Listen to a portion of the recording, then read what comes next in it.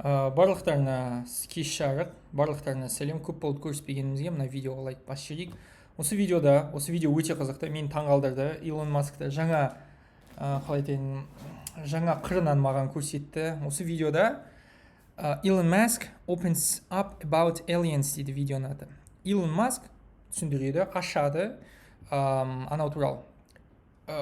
Басқа планета тұрғындары туралы. Alien деген инопланетянин, басқа ғаламшар тұрғындары туралы.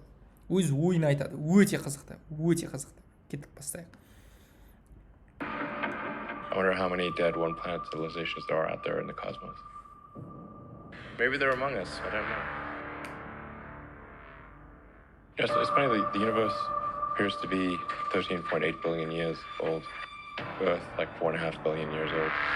In another 500 million years or so, the sun will expand and probably evaporate the oceans and make life impossible on Earth.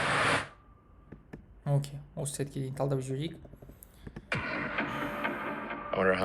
Илон Масктың сөйлеу мәнері өте біртүрлі. Қуаныш Шонбай только ағылшынша, осылай айтайық. Ол біртүрлі сөйлейді, сондықтан басында біртүрлі болып көрінеді оның сөйлегені. Кеттік. I wonder how many dead one planet. Мен таңғалам дейді, мен елестетсем таңғалам дейді. Қаншама өлі планеталар бар? How many dead one planet civilizations are out there in the cosmos. Космоста қаншама өлі планета мәдениеттер бар екенін түсінгенде мен таңғалам деп жатыр. Are out there in the cosmos. Maybe they're among us. Мүмкін олар біздің арамызда, инопланетяндар. Мүмкін олар біздің арамызда деп жатыр. Yes, I don't know. Мен білмеймін. Yes, It's funny. Бұл қызық дейді.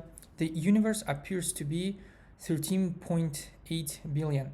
Жалпы ғаламшар 13,8 миллиард жыл бойы 13,8 миллиард жыл бұрын пайда болды. The universe appears to be 13.8 billion years old. The Earth like 4.5, al Жер планетасының жасы 4,5 миллиард жыл. 4.5 billion years old. Another 500 million years or so. Шамамен тағы жарты миллиард жыл соң, 500 миллион жыл соң. 500 million years or so. The sun will expand and probably күн үлкейіп кетеді, expand үлкейіп кетеді және мүмкін, probably мүмкін. Sun will expand and probably evaporate the oceans. Буландырып тастайды мұхиттарды. Evaporate буландыру. 500 миллион жылдан кейін күн соншалықты үлкен болып кетеді, мұхит буланып кетеді. The oceans and make life impossible on earth. Және жердегі өмірді мүмкін емес етіп тастайды. Өйткені жерде қатты ыстық болып кетеді. 500 миллион жыл соң. Impossible on earth.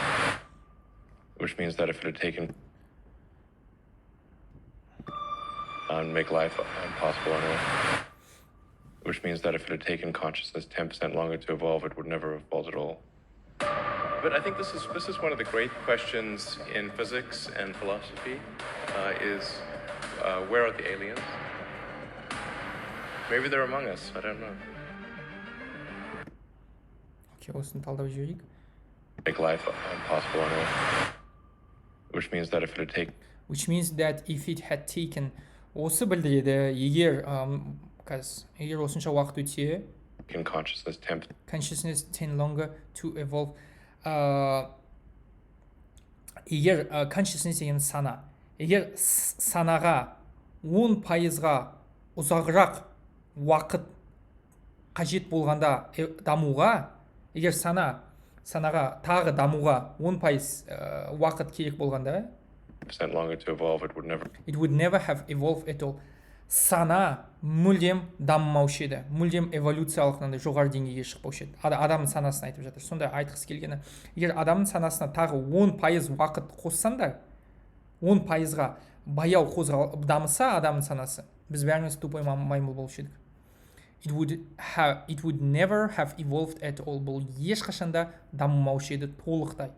Evolve дегеніміз даму, эволюция дегеніміз не? Даму. But I think this is But I think this is one of the great questions. Бірақ менің ойымша бұл ең ұлы сұрақтардың бірі. This is one of the great questions in physics. In physics and philosophy is. Физикадағы және философиядағы ең ұлы сұрақтардың бірі. Physics and philosophy is where are the aliens? Инопланетяндар қайда? Сол сұрақ. the aliens? Maybe they are among us. Мүмкін олар біздің арамызда. I don't know. Among us, I don't know. Do you think we'll make contact with aliens within the next 50 years? Well, that's a really tough one to say. So, what it suggests is there's this great question. It's called the Fermi paradox. Like, where are the aliens? Like, if there are so many planets out there and the universe is almost 14 billion years old, why aren't the aliens everywhere? And сұмдық әңгіме айтып отыр. Maybe they're among us. I don't know. Do you think we'll make contact? Сенің ойынша біз араласамыз ба? We'll make contact with aliens within the next 15 years. Болашақ келесі 15 жылда біз инопланетяндармен араласамыз ба? Aliens within the next 50 years? Well, that's a really tough one to say. Бұл шынымен күрделі нәрсе айтуға. Really tough one to say. So what I suggest, сонымен менің ұсынатыным, ұсыну. And what it suggests is because this is a great questions called. Өйткені бұл шынымен ұлы сұрақтар деп аталады. Great questions called the Fermi paradox. Ферми парадоксы деп аталатын ұлы сұрақтарға менің ұсынатын. Ферми парадоксын қазір түсіндіреді. Бұл сондай математикалық нәрсе. Мен аса қатты білмеймін оны. Like where are the aliens? Like where are the aliens? Сұрақ сондай. Анау. Инопланетяндар қайда? Like if there is so many planets there. Сонда егер сыртта соншама планета бар болса, planets out there and the universe is almost, және ғаламшар шамамен, the universe is almost 14 ғаламшар почти 14 миллиард жыл өмір сүріп жатыр ғаламшар. billion years old. Why aren't they? Why aren't the aliens everywhere? Неге инопланетяндар бүкіл жерде емес? 14 миллиард жыл болды ғой, неге инопланетяндар бүкіл жерде жаулап алмады? Aliens everywhere. And this is one of the most perplexing questions. If there are super intelligent aliens out there, they're probably already observing us. That would seem quite likely. And we just are not smart enough to realize it.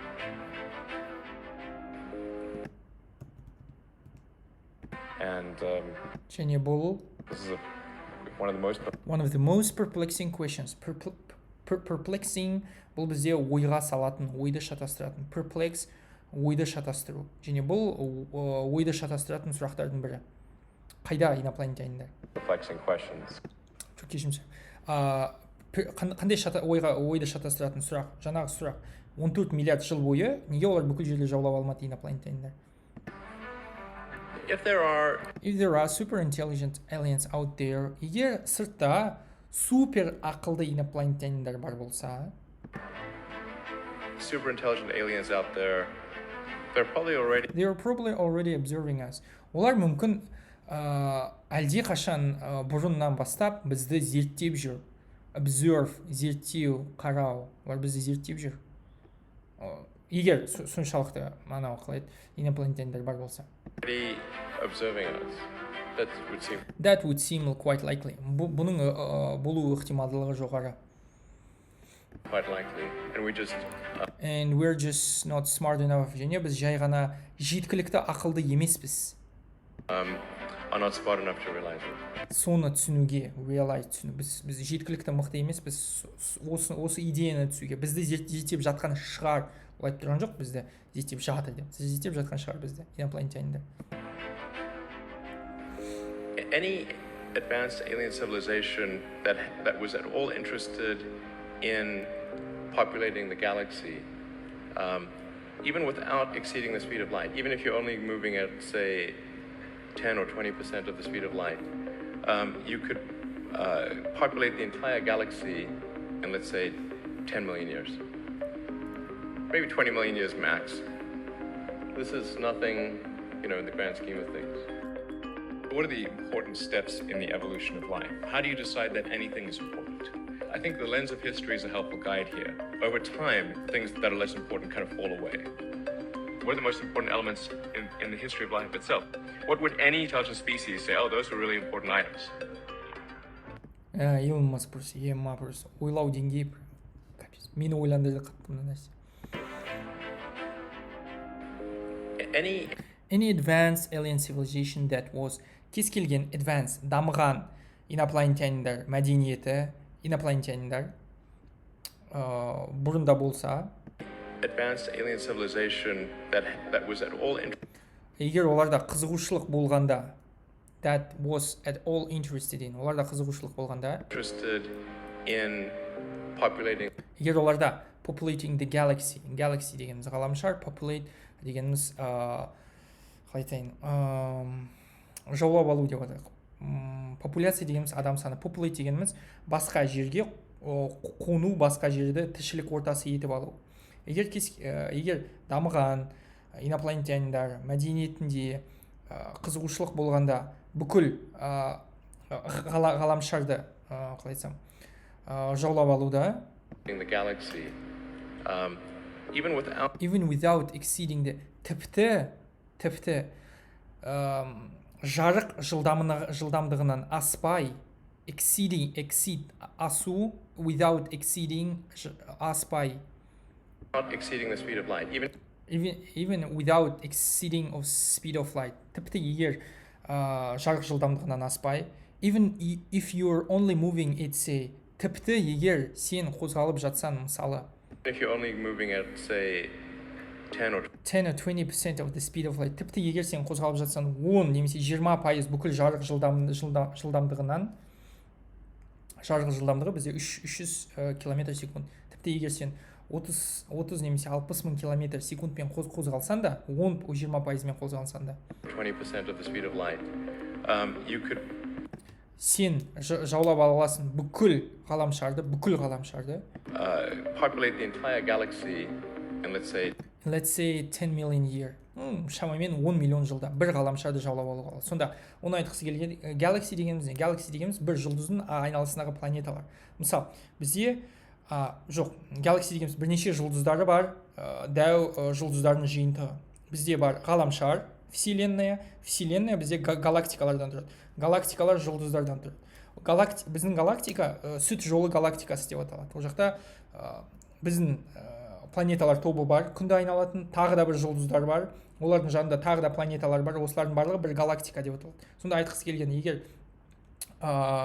егер сен 10 немесе 20% жарық жылдамдығымен қозғалсан, шамамен 10 миллион жылда бүкіл бір галактиканы толықтай жаулап алса болады. Бір галактикада, мысалы, толықтай сол инопланетяндар тұра алады. Сонда оны айтқысы келген, қараңдар, 14 миллиард жыл вселенная ғаламшар өмір сүріп жатыр. А галактиканы жаулап алу үшін 10 миллион жыл керек. Түсінесіңдер ме? Осыны айтқысы келіп жатыр. Сонда бұрыннан бері, егер инопланетяндар бар болса, оны айтқысы келіп жатқан, математикалық жолмен санағанда, олар бұрын бәрін жаулап алушы еді. 10 million years.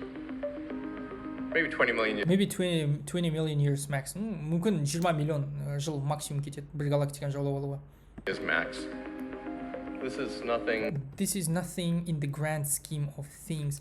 Бұл ешқандай бір супер-пупер керемет технологиялар қатарынан емес дейді. In the grand scheme of things. What are the important steps? Ең қандай маңызды қадамдар? In the evolution of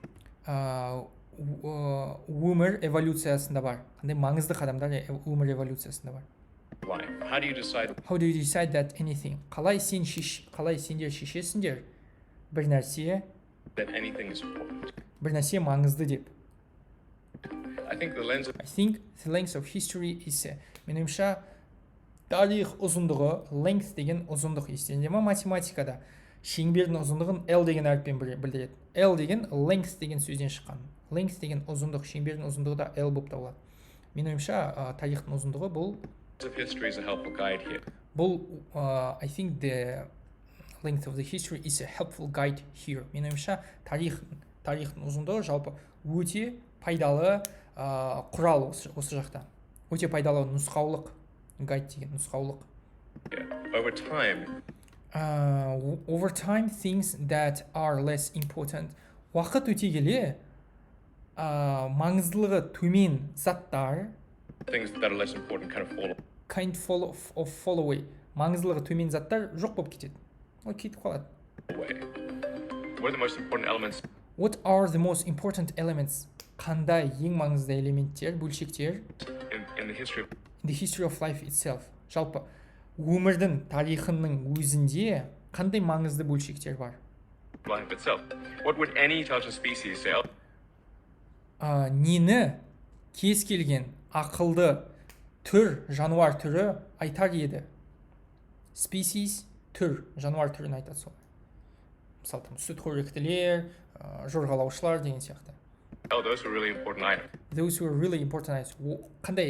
Қандай элементтерді кез келген ақылды жануар түрі айтады? Міне осы маңызды нәрселер деп. Those were really important items. Well, there's obviously single-celled life, multicellular life, plants and animals.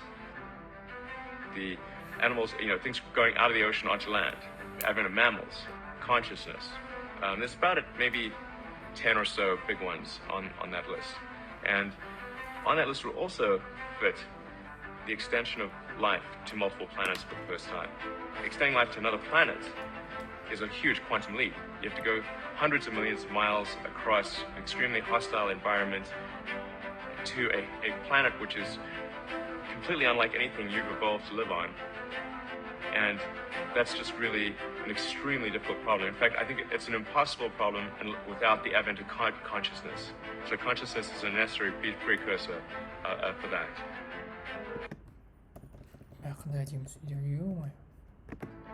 Well, there's obviously... Well, there is always a single-celled life. Мұнда айдан анығы жеке бір жасушалы өмір дейді. Obviously, айдан анық. Single, бір, celled, жасушалы, life, өмір. Әрине, айдан анығы бір жасушалы өмір дейді. Single-celled life. Multicellular life. Көп жасушалы өмір. Plants, өсімдіктер, and animals, және жануарлар. Cellular life. Plants and animals. The animals, жануарлар, сендер білесіңдер ғой. Things going out of the ocean onto land. Жануарлар түсінесіңдер ме? Олар мұхиттан жерге келді эволюция жүзінде. The ocean onto land. Advent of mammals. Appearance of mammals, consciousness. Содан кейін сүтқоректілер пайда болды. Mammals, сүтқоректі. Consciousness, сана пайда болды содан кейін. Consciousness. It's about it. It's about maybe бұл мүмкін мынандай нәрсе туралы. Maybe 10 or so. 10 or so big ones that least. Бұл шамамен былай айтқанда 10 немесе одан да көбірек жануар түрі эволюция қадамдары осы тізімде. Сонда ол шамамен 10 эволюциялық қадам ғана жасадық біз санаға дейін. Саналы адам болу үшін. Big ones on that list. And on that list will also және осы тізімге біз қосымша on that list will also fits the extension of life. және осы тізімге тағы да кіре алады өмірдің үлкеюі, extension, үлкею, fits, кіре алады. Extension of life to multiple planets for the first time. Өмірдің үлкеюі бірнеше планеталарға бірінші рет. Сонда ол былай түсіндіріп отыр. Эволюция қандай? Океаннан жерге, мұхиттан жерге, жерден сүтқоректілер пайда болады, содан кейін сана пайда болады, и санадан кейін келесі қадам оны айту бойынша бұл басқа планеталарды бірінші рет көшу басқа планеталарға. Extending life to another planet. Extend, үлкейту. Өмірді басқа планетаға үлкейту. It's a huge quantum leap. Бұл өте үлкен кванттық секіру, кванттық қадам. Leap деген негізі секіру. Кванттық дегеніміз, ол қалай айтайын? Мен түсіндіре алмаймын. Өздерің бір жерден оқығандар. leap. You have to go hundreds of miles of millions of miles.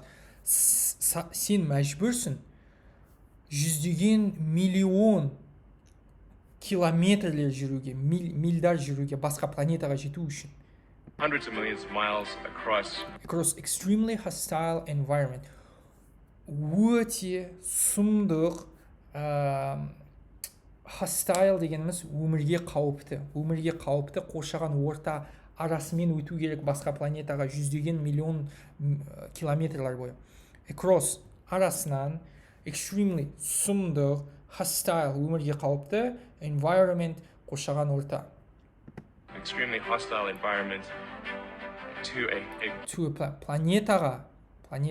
planet which is completely unlike планетаға ешнәрсеге ұқсамайтын, толықтай ешнәрсеге ұқсамайтын, completely, толықтай. Like anything you've evolved to live on. You've evolved to live on. Сен дамыған планетадан гөрі ешқандай планетаға, сен дамыған планетаға мүлдем ұқсамайтын планетаға жету үшін сен across the hostile environment өмірге қауіпті ортадан өту керек 100 миллион километр бойы. And that just really, және бұл шынымен That's just really an extremely difficult problem. Бұл шынымен сұмдық күрделі мәселе.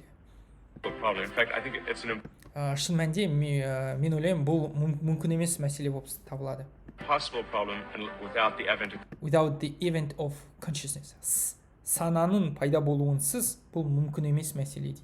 Сана болмаса бұл мәселені шешу мүмкін емес. Consciousness.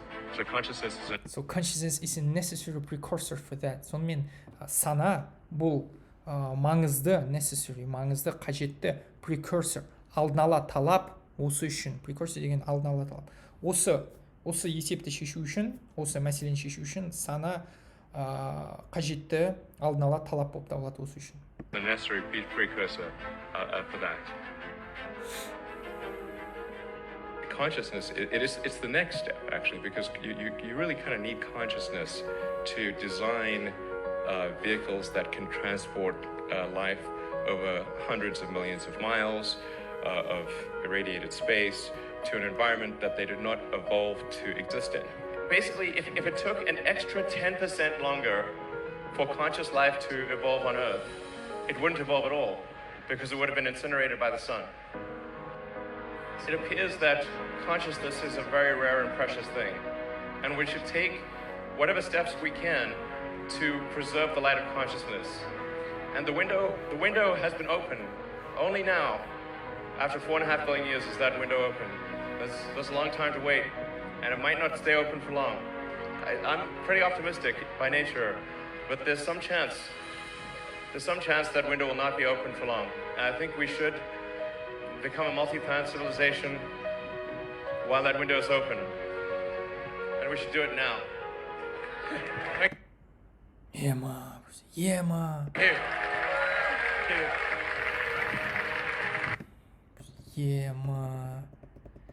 Мына адам реально уже, мына адам космически ойланады, мен шынайы. Мына адам миллиард жыл алға ойланады, миллиард жыл. Біз 2021-де өмір сүрсек, ол миллиард жыл алда өмір сүріп жатқан адам. Ладно, кеттік. Consciousness is the next step. Сана бұл келесі қадам дейді. It's the next step actually, because you really kind of need, өйткені саған сіздерге шынымен қажет болады. You really kind of need consciousness. You really kind of need consciousness to design vehicles. Сіздерге шынымен қажет болады, сана қажет болады құрастыру үшін, осы көліктерді құрастыру үшін. Vehicle деген көлік. Ракета туралы айтып жатқан ғой. To design vehicles that can transport life over. Сіздерге шынымен сана керек құрастыруға көліктерді, өмірді, can transport life, өмірді таси алатын, тасу. Transport life over hundreds of millions of miles. Өмірді жүздеген миллион километрге ары қарай таси алатындай көлікті құрастыру үшін бізге сана керек дейді. Of irradiated space to an environment. Space дегеніміз ол кеңістік немесе космос. Irradiated дегеніміз радиацияға шалдыққан, радиацияға толы. Радиацияға толы орта арқылы өмірді керекті ортаға апару үшін бізге сана керек дейді.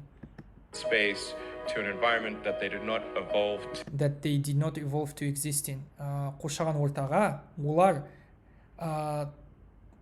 даму үшін туылмаған қоршаған ортаға апару үшін радиацияға толы космостан өткізу керек. to exist in.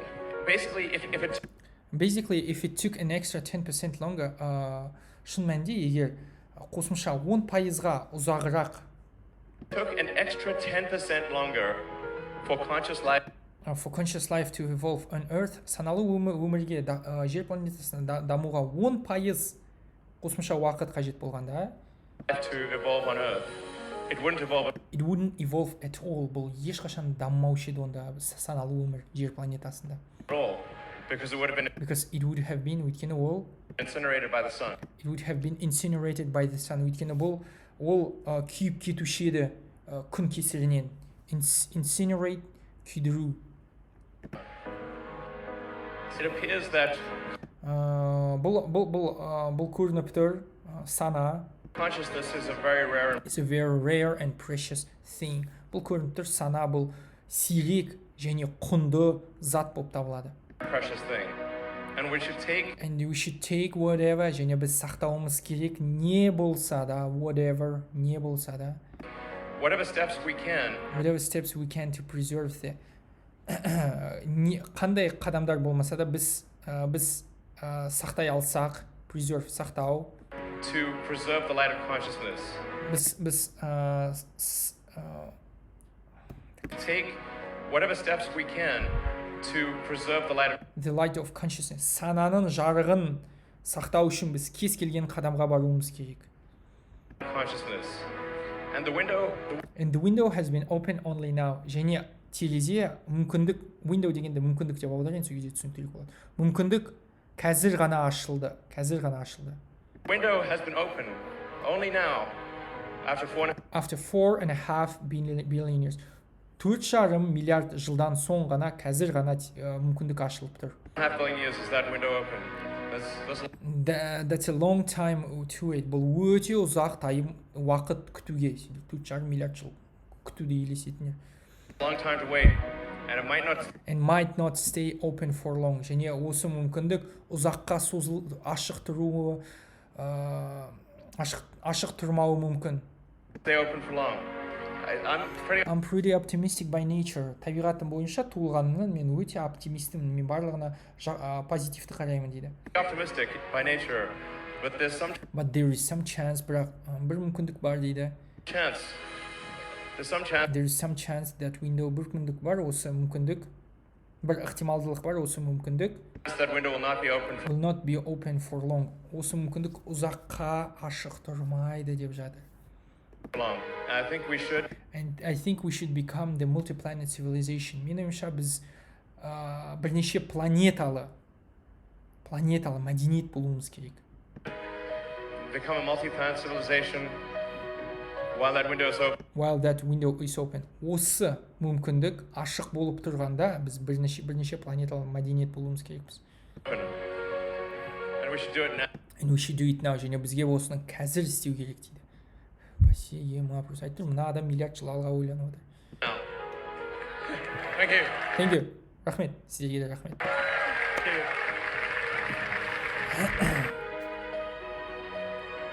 Менің ойымша мына видео ұнады. Өте керемет, өте мотивациялық, осылай айтайын, кәдімгі ойландырып тастайтын, кәдімгі қалай айтсам, кәдімгі ойландыратын, жылататын, жүрекке тиетін әңгіме болды. Мына видеоның түпнұсқасы тура осы видеоның астында тұр, описанияда, сол жақтан қарай аласыздар. Егер талдау ұнаса, 4 сөзден тұратын, кез келген 4 сөзден тұратын бір өтірік комментарий қалдырсаңдар, 3 пробел болса болды, және лайк қоюды ұмытпаймыз. Рахмет сіздерге, сау болыңыздар.